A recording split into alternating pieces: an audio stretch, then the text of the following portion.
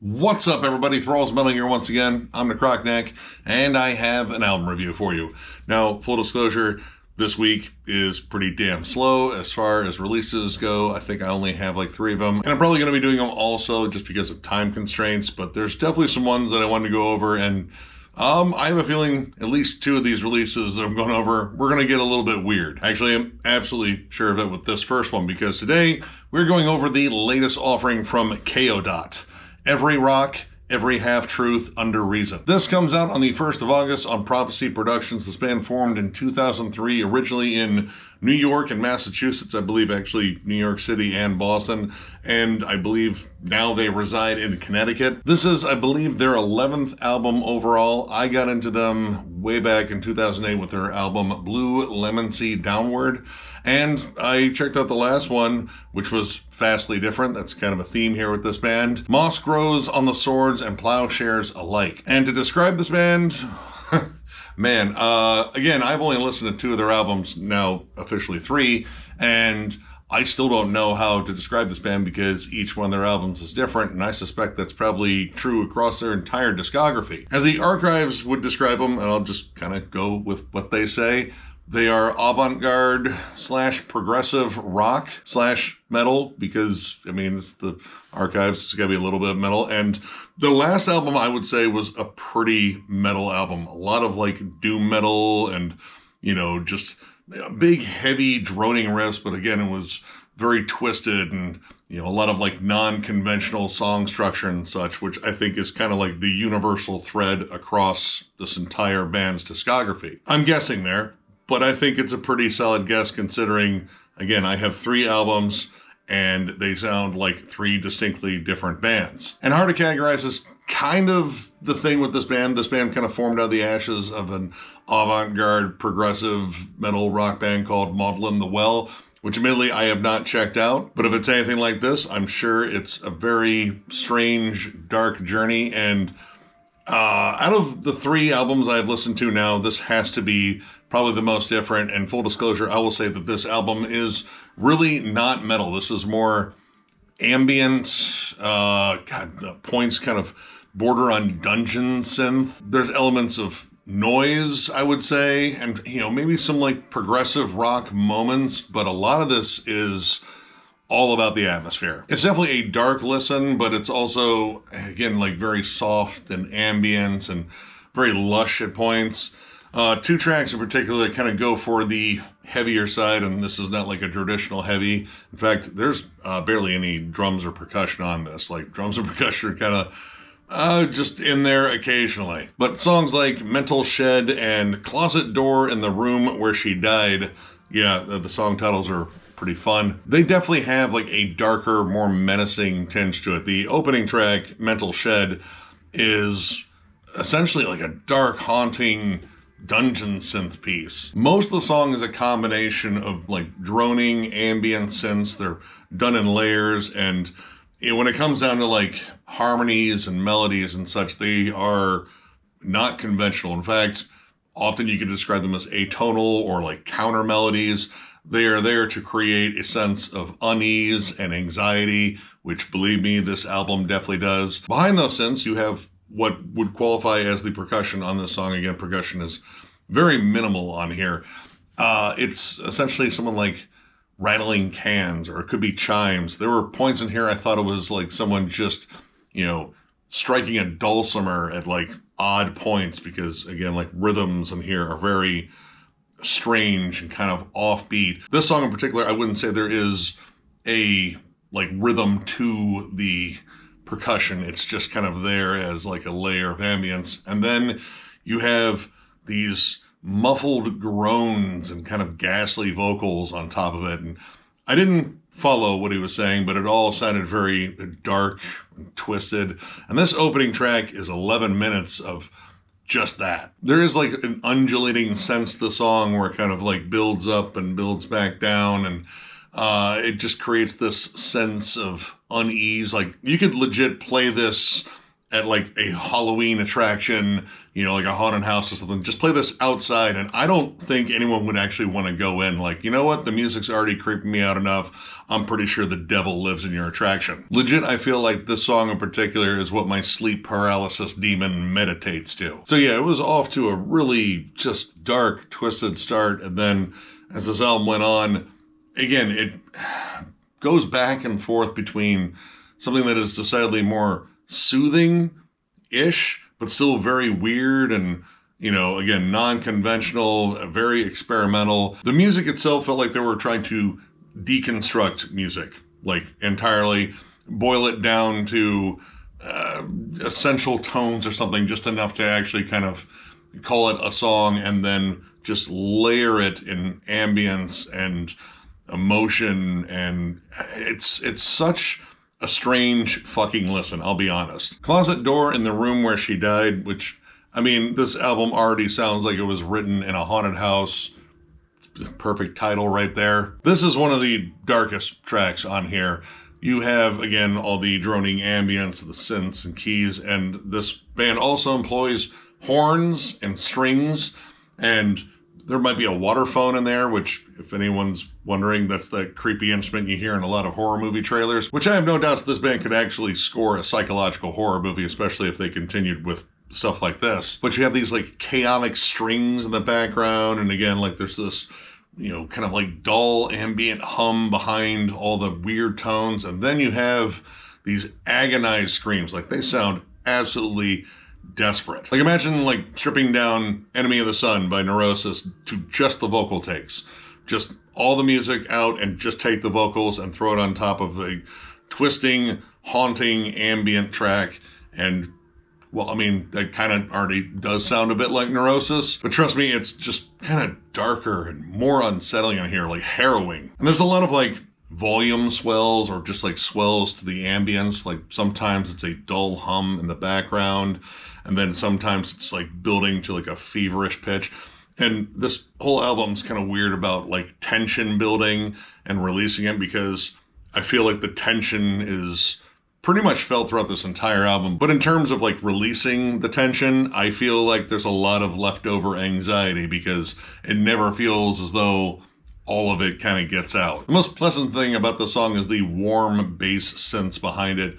It just kind of creates, you know, just a nice soothing tone, which soothing tones are a little bit more rare on this album, especially on these heavier, darker tracks. But in this song in particular, the way the sounds phase in and out, like sonic swells of ambient anxiety, it creates this just unsettling vibe. Like, honestly, weirdly enough, I watched 2010, the year we made contact, the other night. Hadn't watched that one in a while. I know 2001's the better movie.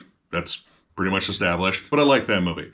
But in terms of like that 2001 vibe, the layers of choral, you know, vocals on there, in terms of like that film's amazing score, it has that sort of vibe. Like, it's just this, you know, undescribable wave of like just weird darkness. And on top of that, someone narrating something truly horrible and truly agonizing. It creates this very, just, again, like dark, foreboding sense. Now on the lighter side of this, I mean, all right, lighter than the darker tracks, I guess we can say that seems way more fair. We have songs like Oracle by Severed Head and Blind Creature of Slime, which I know that already kind of sounds like an old school death metal title, but believe me, it is anything but. These songs are strange, but they're strange in their own way, like different than the other strange that I brought up. Oracle by Severed Head is very wild. Like, I don't quite get that. Rhythmically, it feels very off. Like, it has this very off time, like sort of like jazzy sort of rhythm to it, but it's so off that, you know, you end up kind of just following the guitars a little bit. Like, there is occasionally like a 4/4 time like hi-hat that comes in. It just feels deliberately off. Like, I don't know how else to describe it, but I mean, that's kind of the vibe anyway in this song, because the guitars themselves are like strumming on the weirdest chord choices. Like, they're very distant, atonal, they're layered. This is the first time you really hear like the strings and the horns come in, and they blended to the point where I really wasn't sure what I was hearing, whether it was strings or it was actually horns. Turns out it was both. But you have some really excellent clean vocals on here, and the vocal beat is really interesting because it sounds like this guy is singing beat poetry. The guitar tone has this very like shimmery quality to it. There's not any like heavy, chuggy guitars on here or anything really remotely metallic, I would say. But they are heavy in their own sense, just in terms of like these darker, more twisted melodies and such. The best way I could describe it is it feels like, Sleepy Time Gorilla Museum scoring an art film, if that makes any sense. I don't know if anything makes sense on here. Blind Creature of Slime is probably the most energetic track. You have, far more percussion. It's a little bit more straightforward, I guess. Everything is heavily syncopated on that in terms of the rhythms. Like the drums follow every single chord strike there is in that song, and you also have the cleaner vocals on here. But to me, it has like a little bit more of like a weird sort of like 70s prog vibe. Still tons of ambience in the background, but it feels more centered on like, probably the most traditional song structure on the album, which I'll be honest, it's not that traditional at all. But it was something a little bit more tangible and a little bit easier to describe than, say, every other track on here. It's also the shortest track on the album, which this album is only 5 tracks long, and it is over an hour. It is an hour and 6 minutes long, and believe me, the length is felt because everything on here feels very drawn out for effect. Like, they want the ambience to take over. They want you to feel the music, I imagine, and I mean, I definitely did. Again, this was a very anxious, dark listen overall. And when it wasn't that, it was bewildering and confusing and hard to describe. And to its credit, while these songs are long, I do feel like they go someplace. They just move at a very slow pace. They like to take pit stops. They take the scenic route to literally everything on here. And that is very true of the longest song on here, Automatic Writing, which is 23 minutes long. And that song, all right, I started to kind of feel the length of it. It's like, dude, I'm almost done with this already, and we are not even at the 10-minute mark. The start of it I thought was really interesting. You had these soft synth tones, which honestly, the way that they are harmonized and played, it almost sounded like someone had like auto-tuned a train horn in the distance. Now, I live like semi-near some train tracks, and when I first heard them, like, it was like, man, that sounds really fucking familiar. But they play with a lot of these like single tones, layer them, and again, their choice of harmonies and such, it's more along the lines of like counter harmonies, but you have these like fluttering falsetto vocals, and again, with the shifting around of soundscapes on the album, they do a really good job of like, bringing in the guitars behind the synths a little bit and then dropping out the synths almost entirely and kind of letting the guitars kind of take the forefront. You get these like, deep, clean tones, kind of changes the whole vibe of the song. It gets a little bit, more dark, a little bit more Twin Peaksy. There's a light percussive pulse behind it. Like it's mostly just like maybe like someone hitting like a floor tom or something like that. It doesn't necessarily like drive the song, but it is like an accent point and it is another layer to the sound. Now towards the end of the song, there are some really pleasant melodies. Like the synths feel a little bit warmer. The melodies themselves, they're not as obscure or obtuse. Like they're kind of more straightforward, and even the fluttering vocals on top, I don't know, it created a brief sense of ease, which this album doesn't really create much of that. But this song is so drawn out that, it was kind of like testing my patience, honestly. Pulling off a 23-minute track almost in any, subset can be difficult. You could absolutely nail it, create a amazing progressive metal piece or stoner doom piece or like a thrash metal opus. It really depends on like who's writing the songs. But here, like this just became sort of an ambient din at a certain point that I just couldn't get past. Again, I don't feel like as though the song stagnates completely. There are movements within it. The transitions are harder to pick up because sometimes it's just as simple as something, like a synth melody changing in the background, or the guitars shift their tone, or something like that. But while this does go somewhere, I don't necessarily want to follow it where it's going because I feel like a lot of it is just kind of like dragging me down into this musical abyss. And, I appreciate this on some levels. And again, this band is, kind of all over the place. You know, Blue Lamancy Downward, when I picked that up, I was expecting, I don't know, something a little bit more Hydra headish. Like, they kind of had that vibe, at least in the cover. I picked it up on a whim just because, you know, like, all right, this seems weird. Let's check it out. And it was. It's like very jazzy art rock. And that came out in 2008. I didn't pick up another album of theirs until Moss Grows on the Swords and Plowshares Alike, which came out in 2021, which is a heavy, complex, dark, you know, kind of like vicious album. But again, it's like not entirely conventional. Like, there's a lot of additional instruments in there, and their songwriting is wild. So when it came down to like figuring out what this band's sound was, I just had those two albums to go by, and I was kind of hoping it would be more like the last one. But I think this band's thing is writing very different albums. So this band is, you know, one of those bands where I feel like you could absolutely love one particular album they've done and then completely dislike the next one because it's just completely off the mark of that last one. It's not what you were looking for or what you thought you would get. And that's kind of the nature of experimental music itself.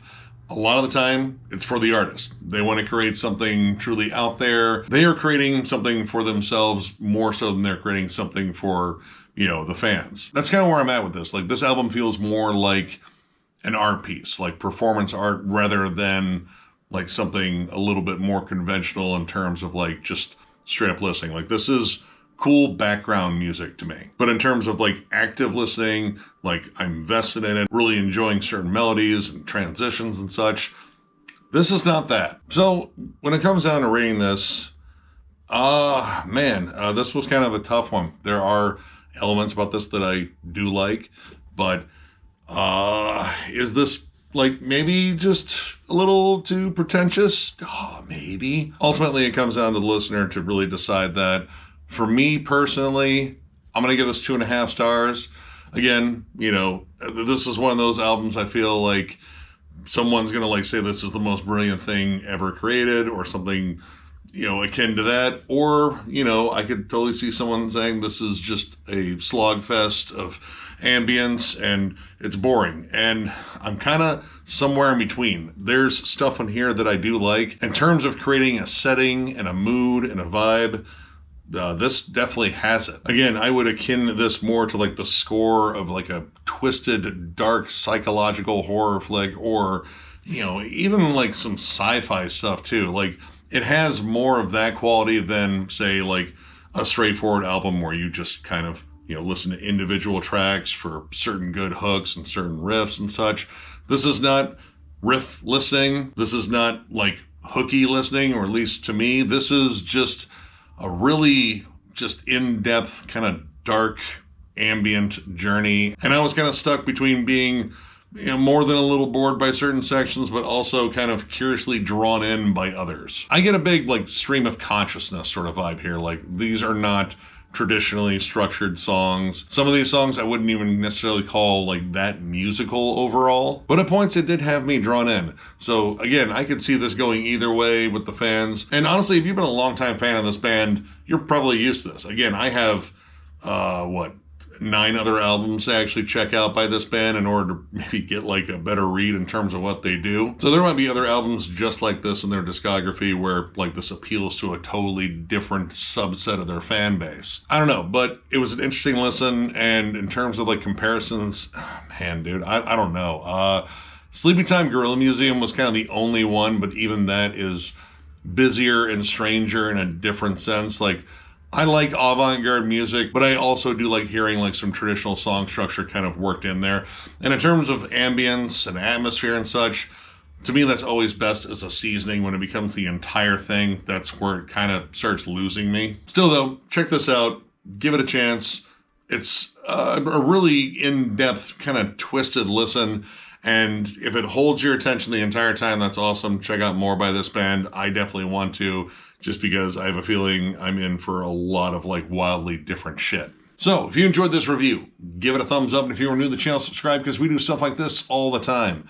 We also have memberships. They were only 99 cents. And our Lone Perk is doing a members only live stream, which that's still ways off. John is still on his rigorous overtime schedule. It might be the middle or the end of this month before we actually get down to that, if I'm being honest. He's working 6 days a week and The hours are ridiculous. And again, I would feel wrong not having him in with one of those. Either way, memberships are still the main way to support the channel, and there's a join button down below if you would like to join up. And of course, thank you guys so much for liking, subscribing, commenting, all that stuff. It means the world to us.